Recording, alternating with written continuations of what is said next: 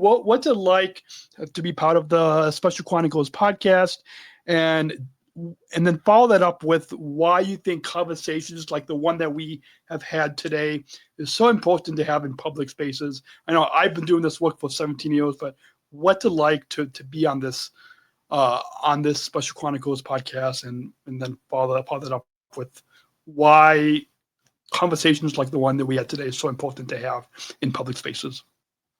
So I'm honored. This is the third podcast I've ever participated in. No, fourth. It's the fourth podcast I've ever participated in.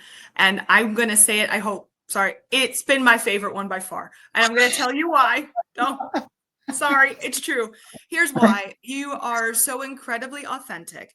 And the reason I think you are so, I really think you're an incredible person. And I'm not just saying that. I don't know for how many listening have had the opportunity to meet Daniel and actually spend time with him. Just an immediate energy and comfortability and genuinity that just doesn't come in all humans. And so you really have that.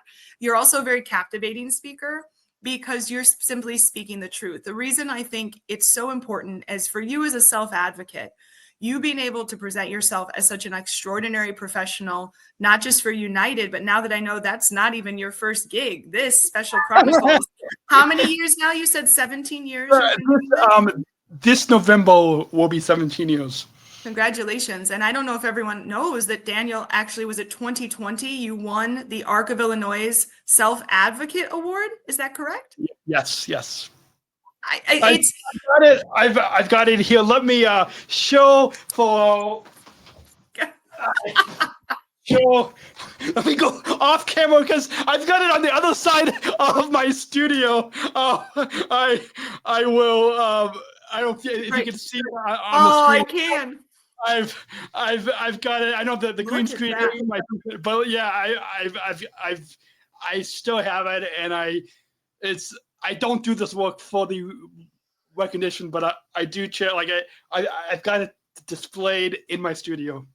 It's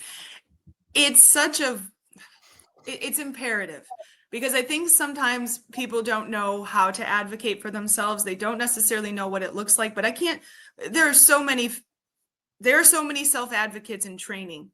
I believe in not just the state of Illinois, but I believe throughout the world. And you having the power to share your truth and your voice, you are encouraging, I'm going to say, an infinite amount of families and advocates to hopefully share their voice.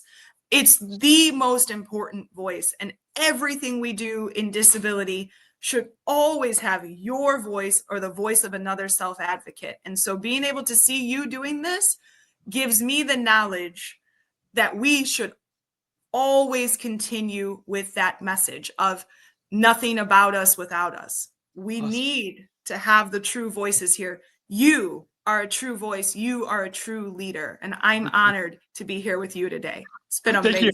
Thank you. Thank you for those kind words. And I've heard from many self-advocates over the past almost 17 years who have been empowered by either being on my podcast or being a listener, and then starting their own sharing those stories publicly, whether it's on a podcast, whether it's through a video show. My girlfriend who has Down syndrome, I've actually, there's a newspaper article in the Oak Park newspaper that's hanging. I'll have to actually, if you go to specialchronicles.com, click on the George and Daniel podcast, you can find a link to this. But she has her own. She went to Triton College. She was empowered from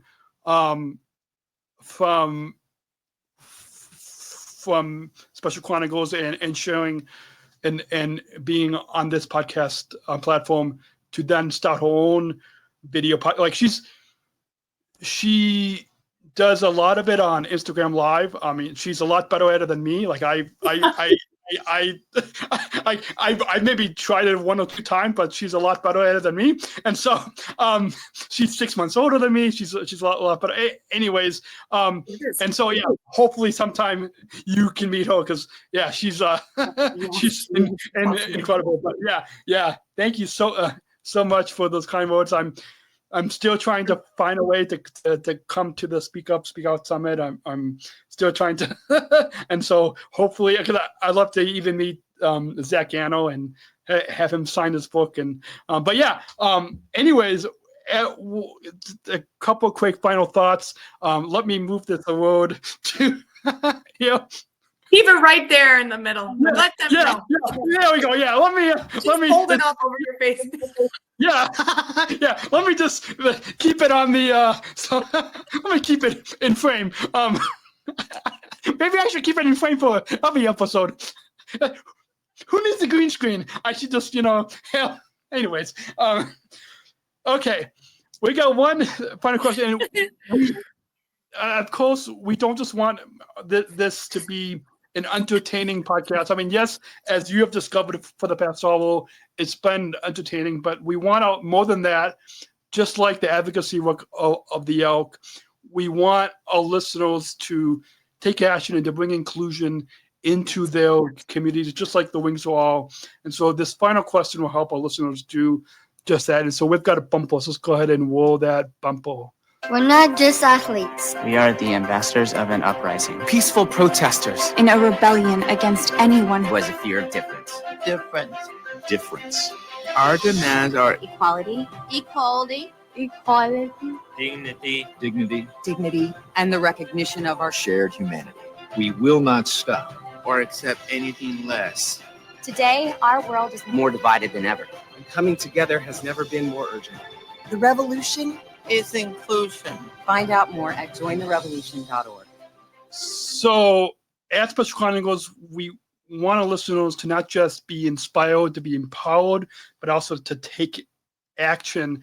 And this final question that you're going to share with our listeners will help our listeners to bring inclusion into their communities, into their workplaces, into their schools, and even as with the Wings for All event, will bring air travel more inclusive. And so this final question, and one of these days we should share all the answers to this question, because it's amazing all what